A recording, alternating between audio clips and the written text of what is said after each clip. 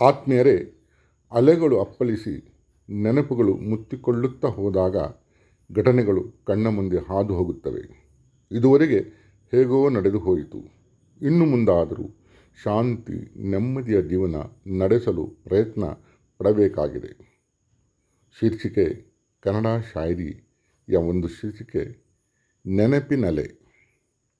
ನೆನೆದರೆ ನೆನಪಾಗುವುದು ನಡೆದ ಒಂದೊಂದು ಘಟನೆ. ನೆನೆದರೆ ನೆನಪಾಗುವುದು ನಡೆದ ಒಂದೊಂದು ಘಟನೆ. ನಮ್ಮೊಂದಿಗೆ ಇದ್ದು ನಮ್ಮವರಾಗದ ನಮ್ಮವರ ಬಣ್ಣ ಹಚ್ಚದ ನಟನೆ. ಇರಬೇಕು ನಿಜ ಬದುಕಿಗೊಂದು ಪ್ರೇರಣೆ. ಇರಬೇಕು ನಿಜ ಬದುಕಿಗೊಂದು ಪ್ರೇರಣೆ. ಹಾಗೆಂದು ಹಾಕಲಾಗದು, ಹಾಕಬಾರದು ಶತ್ರುವಿಗೆ ಹಸೆಮಣೆ.